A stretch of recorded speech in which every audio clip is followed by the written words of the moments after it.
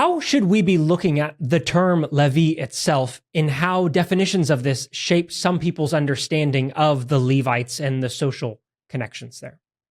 It's a really good question. It's a really important one. I've been talking about who the Levites were and how they came to be, but actually their name sort of tells the story. The word Levi in Hebrew loosely translates into one who is connected. And the question is connected to what? And some people have suggested connected to northern state, politics. Some people have suggested, connected to other tribes. But the way myself and other colleagues who work on the Levites and on priesthood more generally understand it is that a Levi, a connected one, is someone who is connected to sanctuary service. So if they come from a rural lay family and the family devotes one of their children to sanctuary service, the child, in a way, moves apart from that family and becomes enculturated in the priestly clan at that sanctuary. They become connected to that priestly clan. And once they're connected to that priestly clan, they, in some ways, become a part of it. But they also, because they still retain a connection in some way to their hinterland family, they also serve as a check on the power of the priesthood at clan-based shrines like that. So I think that when we think about the Levites, their name tells us a lot about their social origins and also their social function as a mediating factor between, ancestral tradition in a family or in a tribal network and the priestly traditions at these sanctuaries that serve multiple communities.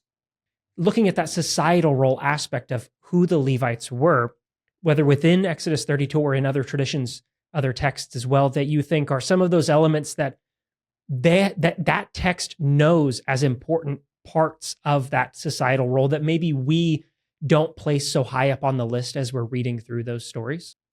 Yeah, I think there's one text that really demands much more attention. And I think that there are plenty of scholars who draw attention to it, but there aren't as many that have connected it strictly to the Levites at a critical time in their existence, I think during the monarchic period in ancient Israel. And that is what's also known as the Song of Moses in Deuteronomy chapter 32. In the Jewish tradition, it is its own Torah reading called Ha'azinu, because that's the first word in the song, first word in the poem.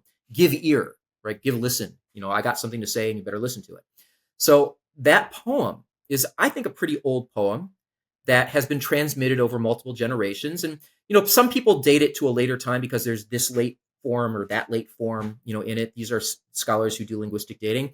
And I think that what we have to look at is not like the periodic appearance of late forms of Hebrew, but the overall impression that we get from a text that is largely written in archaic Hebrew. Over time, little words can change here and there as language changes, but that doesn't mean that the text itself is entirely late. So what do we find in this relatively early poem? We find a liturgy. We find almost like a prayer or a hymn that was recited again and again and again and again. And when we take a look at it, it seems to tell the story, a particular story, a mythological story of where Israel comes from and what its relationship to God is, and how Israel turned its back on God.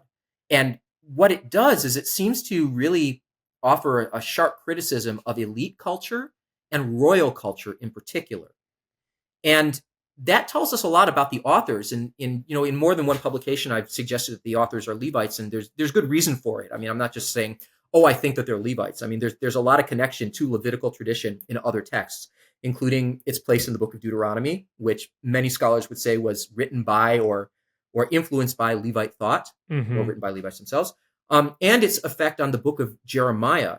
There's been a lot of work done on the relationship between this poem and Jeremiah's oracles, and Jeremiah is a Levite. I mean, he self-identifies as one of the priests of Anatot, a non-Jerusalemite priesthood that we might assign to Levite origins. When we read that poem, we get a sense of what the Levites are doing during the monarchic period. I mean, for a lot of the monarchic period, they seem, in some ways, they're kind of like George Carlin, the comedian.